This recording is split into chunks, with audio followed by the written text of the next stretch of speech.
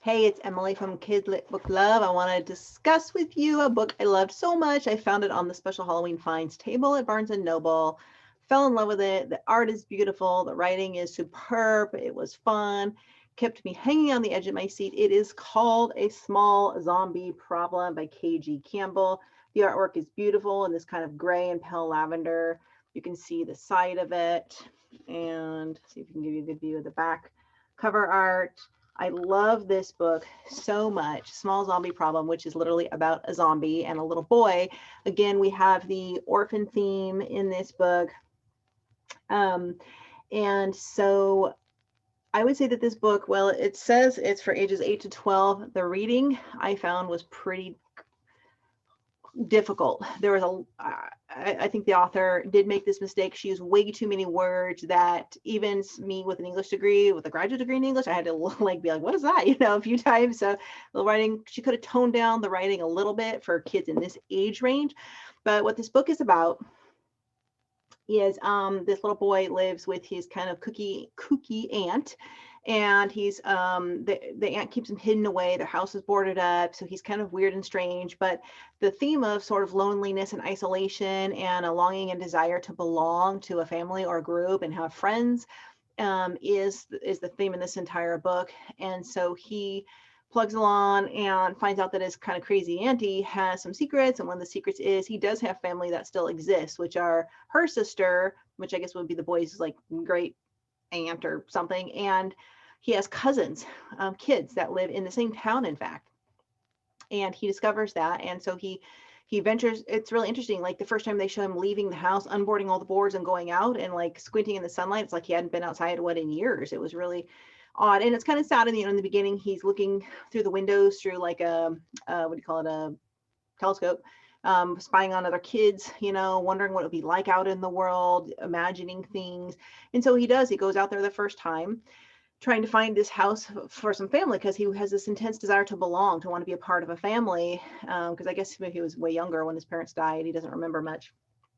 And so he on his journey to find this house where these cousins live, he does go through a graveyard. There's a pretty good graveyard scene in here, and a zombie like follows him. Something happens. I don't want to give it all away, but a zombie girl follows him all the way to the cousin's house, and then all the way, once he discovers the cousins, which are a set of twins that are kind of eerie and kind of creepy, kind of weird, kind of Tim Burton-y style kids. There's something off about them, which I won't give away, but the zombie follows him there and all the way home, and he's stuck with the zombie, but the zombie wants him to do something to accomplish a task.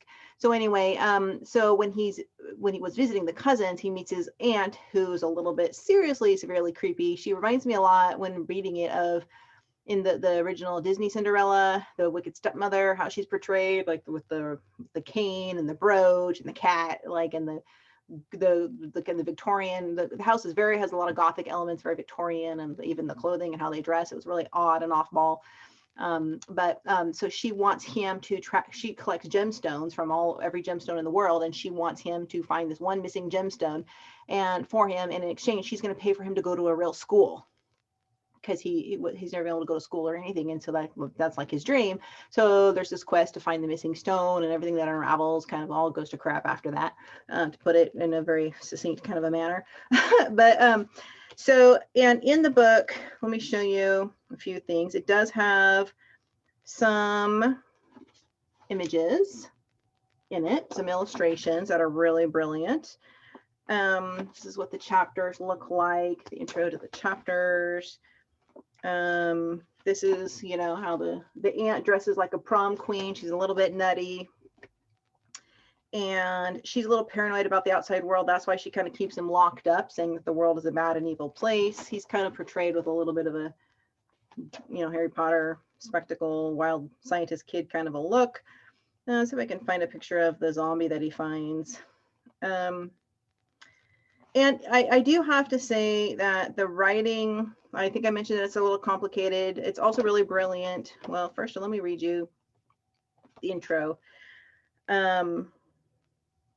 Thought Thunder rumbled and lightning flickered across the troop of skeletons, a gruesome, silent circus of grim clowns and tumbling, hollow-eyed acrobats. Skulls gleamed, skinless faces grinned madly, bony fingers extended toward the lone living boy before them, the boy who had made them.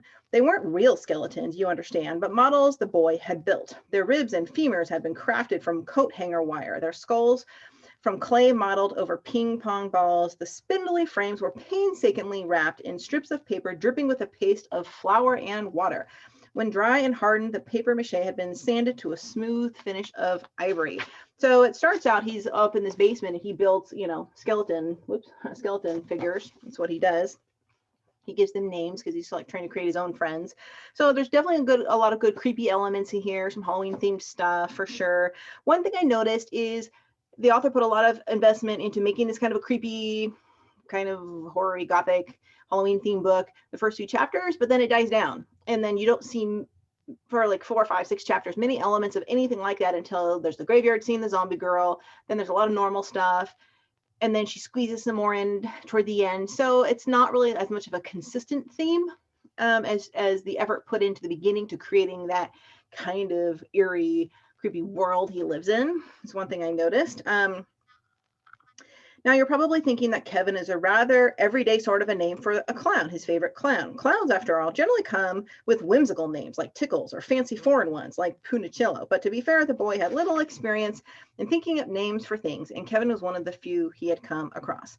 So there is, again, some complicated writing. There's also some really beautiful writing. I feel like this writing reads more toward teenage and adult, in my opinion. Depends on how good of a reader. Maybe someone between about 8, 9, and 10. Oof, I don't know about that. Hurricane County and all those counties surrounding it existed in a particularly soggy part of the nation. This was a region where the land and sea met, not abruptly as they might at a beach or a seaside cliff, but gradually, insidiously over many wet, low-lying miles, one morphing imperceptibly into the other. This was a place of elusive islands that might vanish for hours within the mist or for months beneath the tide. This was a place of deltas and swabs, hurricanes and storms and surges. This was a place where water rained and nothing could truly be called solid ground. So she does a gorgeous job with her imagery, with her setting, with bringing the scene to life, which I admired quite a great deal. There was a complicated paragraph that I thought, one chapter, which was chapter 3, which I thought was way kind of complicated for a younger kid. From the lofty outlook, the vista seemed vast and fascinating, but in truth, the house inhabited a quiet, forgotten corner of the county. Indeed, the dirt road ended at Locust Hole, giving few people reason to venture there. Occasionally, an intrepid tourist, the kind who travels alone in comfortable shoes, might set up his fancy camera on a tripod to take atmospheric pictures. Beyond that, the grocer's delivery boy, the mailman, and the critters of field and swamp provided the only comings and goings that were there to observe. And it goes on for quite a mouthful. Through the age-speckled lens, he first scanned the field behind the house, a sorry Spartan stretch of dirt sprouting with withered, wilting pepper plants. And at its far end, he located the crooked frame of the ruined gazebo, where long ago the DuPonts had dined al fresco on long, balmy evenings. So this is what she's describing. So there's a lot of mouthfuls in here. You probably want a pretty decent reader for this book. I found it very charming and fun, and it made me want to read the next book for sure. The next book is called The Zombie Stone, and it kind of ends on a cliffhanger where you can read the next book. So I enjoyed it. I found it to read like a more like young adult fantasy. I highly recommend it. Small Zombie Problem, KG Campbell. This is the Zombie Problems series, book 1. All right. Thanks everybody for watching, and keep an eye out for more and upcoming Halloween book reviews.